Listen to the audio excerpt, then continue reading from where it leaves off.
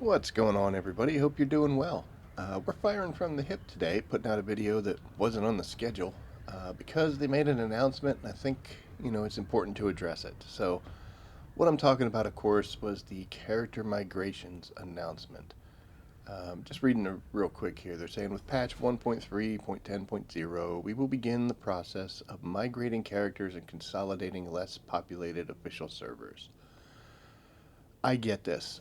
I don't know if maybe they were just setting themselves up for a really, a huge population, if they maybe overestimated the player counts or whatever, but there are so many servers and so many sietches out there for this game. And, if you have 1,000 players, but they're spread across 1,000 servers, everybody's playing by themselves. So I kind of get where this is coming from. I think they overbuilt, and now this is just a way of them kind of toning it back down, conserving on some resources. And yeah, I get it. But continuing on, Arrakis is at its best when the desert is alive, when the social hubs are bustling, the exchange is active, and the player cooperation and Landsrad competition is high. I agree with every one of those points.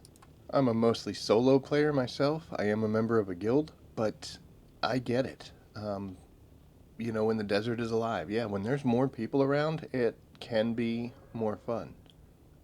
When the social hubs are bustling and the exchange is active are two huge things. I go to my own market in my server, and sometimes I wonder if there's only like three or four of us actually selling things, um, and there's really not a lot to buy. So, in order for that exchange to flourish, there's got to be people. And I think it's kind of interesting, as some people say there's nothing ever on the market. And my question would be, have you ever sold anything yourself? But, look in the mirror. Sometimes that's the best way to solve problems. But anyway, um, player cooperation and Landsrad competition is high. I completely agree with that as well. My own personal experience here is there's just not enough Harkonnen players on my server for them to win. Um, Usually there'll be, five different guilds listed on the Atreides side, and there's maybe two or three listed on the Harkonnen side as far as contributions. And even with the bonuses for missing out, they really can't, they just really can't overcome the sheer number of players. So I'm on board here. I get what they're saying. Let's look at this next part. Our data consistently shows that player retention and enjoyment are highest when players are part of a thriving world. Increasing population density ensures that finding allies for difficult content or enemies to fight in the deep desert is seamless. You sure about that? You sure about that? I think ensures is kind of a strong word. That's doing a lot of heavy lifting there. So if you increase the population density, can people who want to find allies find allies? Yeah, yeah, makes sense because there's more people. And can people who want to fight each other find people to fight? Yeah, because there's more people around. What about the people that just want to be left alone? I mean, I guess they're just there. I don't know. It's let me explain to you where I'm coming from personally, and these are real world experiences. So originally, when I first started going into the deep desert, there was a player who fancied himself an awesome troll, and he was constantly saying things and doing things and just acting poorly, I guess you would say. Now I don't want to dime anybody out or call anybody about by name, but Phobix was just incredibly annoying. You could not go out into the deep desert without him being there running his mouth. It's like he was constantly online. I even logged in the morning before heading off to work, and he was on there doing the things he does. And I'm talking about, some pretty over the line things. He was constantly throwing racist slurs. He was sexist slurs. The content of his messages, and they do have the filters on there, but it's not hard to figure out how to get around those. And this guy just made it not a fun place to be. He was having a ball, but for the rest of us, or for some of us at least, it just wasn't it wasn't fun anymore. And I remember one week I actually didn't go out into the deep desert. I had haggis stuff I had to get done. And it was probably one of the best times I'd had in the game for several weeks at that point. Just because I didn't have to worry about him.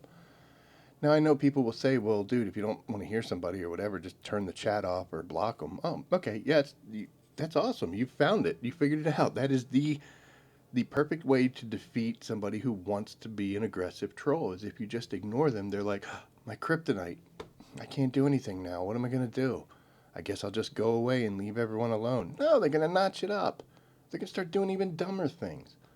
So the issue I'm bringing up here is automatically forcing everybody into smaller groups is not going to create this kumbaya, sitting around holding hands and singing moments. It's going to dramatically change the landscape of the way some people play this game. And that concerns me. I like Funcom. I respect their product. I'm having a ball. But I do think that addressing certain situations and certain players and player types they're very slow on. It seems like every game is that way. Um, I know people say that, hey, they want their money. That's what it's all about. I understand they have to make their money, and if somebody buys the product, they can use it. But it just seems to me that they're not policing the crowds. Let's look at what just happened. We just had servers have to be reset 24 hours back. They had to give us all these extra bonuses and stuff because of the actions of players. And it was a substantial enough action of players and enough players that did it that it required what we went through. And now they're going to pack us in even tighter. So I don't know. I feel like maybe we looked at this on paper, but we haven't looked at it in the real world yet. The good news is they're giving it time. They're going to notify us what servers are getting shut down. I would imagine that if you fly around and never see anybody, any other bases or any other people, mine is. I don't know. I don't know what they consider to be the benchmark of a server that's active versus inactive enough, but I'm sure they'll let us know. But like I said, they're giving us some time, and we're going to be able to move things, so at least you don't lose all your stuff. You're getting a free transfer token. What does that mean for me and for all of you right now? Well, first thing I got to say, don't freak out. Don't worry, because we don't know exactly what's going to occur. And if you sit there and just worry about this scenario, worry about this, worry about that, spending a lot of effort and putting a lot of a pretty heavy toll on yourself for a whole lot of things that may not even come to pass. So just keep doing what you're doing right now.